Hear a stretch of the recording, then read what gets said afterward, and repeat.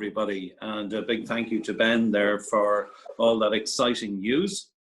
One of the things that struck me when we were listening to Ben is that the exciting news and the potential that that exciting news brings has to be realized, and the only way it can be realized is by, as Laura said there earlier, access to those treatments and those therapies when they do become available.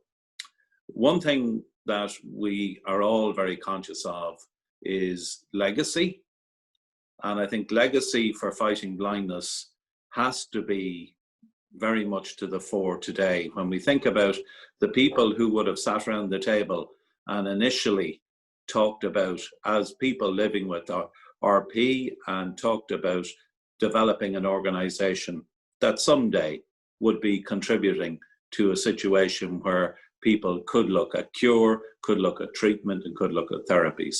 And how excited those people would be today if they realized that what they did in terms of their seeking funds and investing in research and taking risks had suddenly come to the fruition of, as Ben described there, therapies 80 plus in development, clinical trials 40 underway, and Foundation Fighting Blindness involved in another 40 developments in their portfolio as well. So all of that news is very exciting, and it's tangible, and it's within touching distance. But what we need to do is bridge the gap between the touching distance and us actually grasping that opportunity and that treatment. So, as with every journey, there are twists and turns. And we certainly, in terms of Luxturna, we have the twist in that the National Centre for Pharmacoeconomics have issued their recommendation to the HSE that they consider not funding the Luxturna treatment unless value for money can be improved. We ourselves, as an organisation, as a patient advocacy organisation, need to do everything possible to demonstrate that the value for money and the benefits to the individual far exceed what the debate is at the moment. As well as that, the fact that this therapy and treatment has been recognised and reimbursed in other jurisdictions has to make us even more determined that equity of access is available here in Ireland.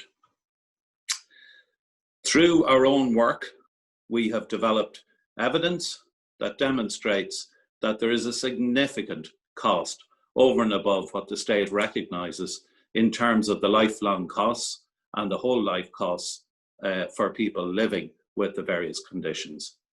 Thankfully, we had the support of Retina International, and we invested in the IRD Counts survey, which again highlighted and created that evidence that we absolutely can demonstrate that there is an economic benefit apart from the absolute lifelong benefit for people that can access these treatments.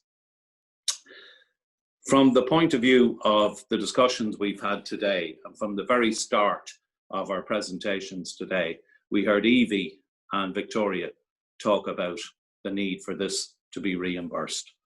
We also heard then from Ian McKinley and talking about his life experience and the potential they have reached.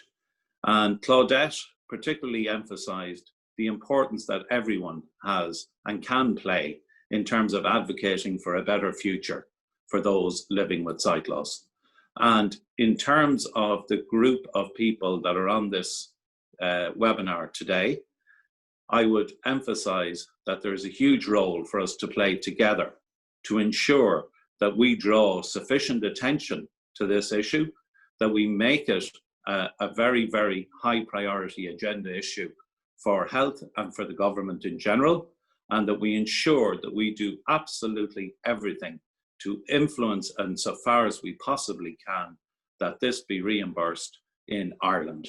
Because, as we said earlier, the best progress being made in terms of this treatment is for young children and early intervention. And that early intervention gives the opportunity for children to have and to reach their maximum potential. In terms of legacy, we talk about fighting blindness and the legacy of the original founders.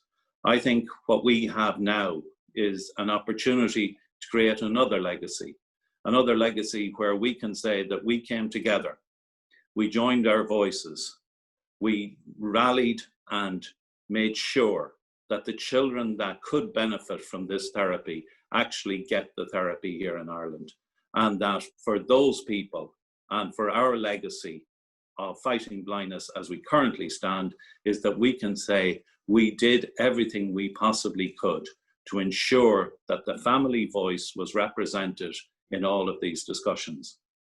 And people may be listening now and saying, well, look, you know what, this therapy isn't actually going to be of benefit to myself. But what you have to think about is, as Ben said earlier, about the first approved therapy. It is so important that we get this one across the line because others are following. And if we work hard together and we have a coordinated approach and develop a coordinated campaign and equip people with the right information and to be able to demonstrate the right evidence, then we can work together to ensure that we achieve this. The Board of Fighting Blindness have made a decision that they will invest in increasing our advocacy capacity to bring in additional expertise that will help us develop this campaign. And the campaign meeting that we're having next week will set out the roadmap that we want to follow to try and best influence the outcome of the discussions and the decisions with HSE. And we will then be providing each and every member with the opportunity to become involved in the campaign with us. And what we also need to remember is that within those members and their extended family, there's the opportunity to talk locally in terms of local TDs and make sure that they realize that this is such an important matter for the sight loss community in Ireland. And we need to make sure that they are going back and people are saying, oh, did you have people calling to your constituency office about this? Have you had the letters? Have you had the emails? Have you had the phone calls? Because the more that we can achieve that, the more aware that each and every TD becomes that this is an issue that needs to be addressed and addressed in a positive frame in terms of the financial support that's required to make this happen. Other things that we need to remember as well in this is that the emotional story and the emotional impact of this is one aspect of how we try and win this argument and this debate. But I think the most important thing on top of that is that we balance that with an evidential submission. And when we did our patient submission for the National Centre for Pharmacoeconomics, we emphasized not only the emotional and the psychological and the developmental impact on people, but we also identified how we can, through this process, create an opportunity for people to contribute to their community, to be a worker in their community, to attend college, to develop a life where they are contributing to the state, to their community, and to the economy. And they are the most important people that we need to talk about and support through this process. We will be in touch with everyone to explain our campaign and to decide how we're going to develop that campaign further. But most importantly, Claudette emphasized how important patient advocacy is. And this is an important juncture in the history of fighting blindness because we now have what I would describe as the happy problem of trying to get the funding for the therapy.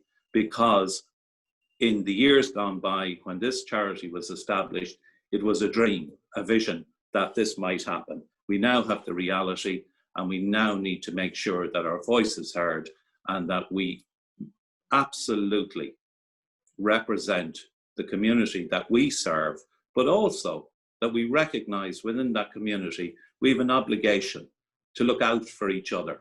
And one win in this, in terms of this therapy, could have huge, huge potential and benefit as a precedent for other therapies that are coming forward. So I would encourage everybody to get involved. It is a huge ask for people to tell their personal story, and it's a courageous thing for people to do. But we've heard people today talk about their personal story. We heard Victoria and Evie last year talk about their personal journey. And what I would encourage people to do is that if you do have children impacted by the condition and you are prepared to share your story, we'll support you, we'll handle it as sensitively as possible, and we will encourage through all the members that we achieve what we want to achieve. And that's a legacy of children accessing the first approved therapy and to access it here in Ireland, and for the greater benefit of those other therapies that will come along in the future. So, thank you, Kevin. Thanks, Laura. Thank you. And again, a thank you to everyone who submitted and participated in that lived experiences survey that we launched earlier on this year. It really, really informed our submission to the NCPE. So thank you, each and every one of you, for taking the time out to complete that survey and share your lived experience with us.